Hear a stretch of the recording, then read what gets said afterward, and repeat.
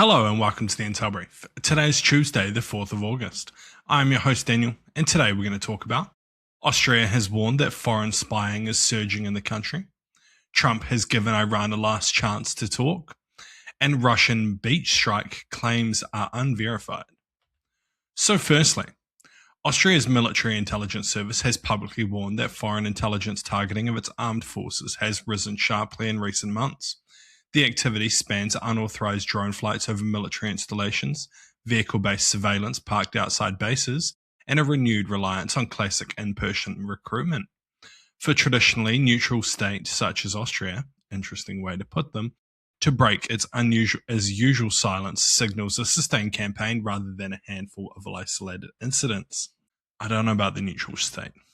Before I get into the so what, just a little bit of background. For a very long time, Austria has been kind of the hub of Russian intelligence within Europe because Austrian espionage laws specifically stated that if you were not conducting espionage against Austria, then you could basically do whatever you want. So, Russia ran a lot of their intelligence collection out of the country with a lot of meets happening in the country because Austria really didn't care. So it's just a bit of a background to that. They have recently changed the law, so that's possibly why they are now being targeted. But let's get into the so what. So the drone and recruitment patterns are likely part of a wider surveillance push across Europe rather than an Austrian-only problem. We've seen this across basically every country supporting Ukraine, especially Germany, Poland, and the UK. So it's not really an isolated incident. Austria going public is unlikely without corroborating evidence it has judged too significant to withhold. As kind of highlighted in the story, Austria is generally pretty quiet when it comes to this stuff, doesn't really shake the boat. So, for them to go public must be pretty significant. And military and defense personnel are highly likely remaining the primary target for recruitment given their access. I mean, this is pretty straightforward.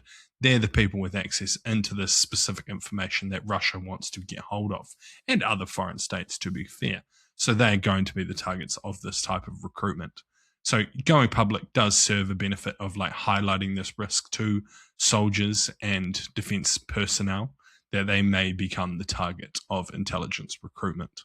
And next, President Trump said the US and Iran negotiations would begin on Monday and framed the moment as Tehran's last chance for a deal, while describing American forces as locked and loaded. The strikes were paused pending the talks, but Iranian officials publicly disputed that any negotiations had actually resumed. The open gap between Washington announcing the talks and Tehran denying them leaves the true story of diplomacy unclear as oil prices continue to climb. So what?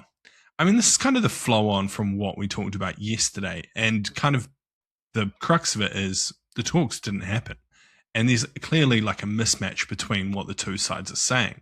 I think it is realistic that there is some negotiating tactic here rather than a genuine breakdown, but it seems unlikely at this stage. It seems more likely that this is Trump just trying to get a deal done and Iran just not wanting anything to do with it.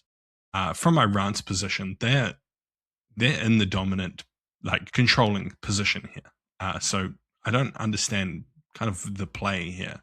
I don't really see what more military force will get you, but I guess we might find out. I think a near-term deal remains unlikely just because of everything we've talked about over the last weeks, months, and days. But as both sides kind of contest the basic facts, even down to whether talks are actually happening. And this breakdown in the situation is going to continue to push the crude price up sharply, in my opinion, though they have been pretty resilient so far, so it's possible that it'll hold out. And lastly, Russian state channels claim that Ukrainian drone strikes killed at least 7 people, including 3 children, on a beach on the Black Sea. As of now, the allegations appear only on TASS and Pravda mirror sites, with no independent verification or Western reporting to corroborate it. The emotive framing and timing fits a similar pattern of atrocity claims engineered to shape the sympathy and to blunt Ukraine's own strike narrative. So what? I just don't think that this is true. I think the claim is likely timed for maximum outrage rather than surface as neutral reporting. without any independent imagery or casualty records, the specific death toll is unlikely to be reliable. Russia wants to try and build up some international sympathy for their cause here and try and frame Ukraine as the aggressor, both to supporters in the West and to their own domestic audience. So yeah, treating single source state media reporting from Russia as fact is almost certainly a way to catch yourself out, because it's highly likely to be untrue. But hey, I thought it was good to highlight that Russia continues to lie for their own propaganda good. But anyway, that's been the Intel Brief. I've been your host, Daniel, and I'll see you again tomorrow. See you.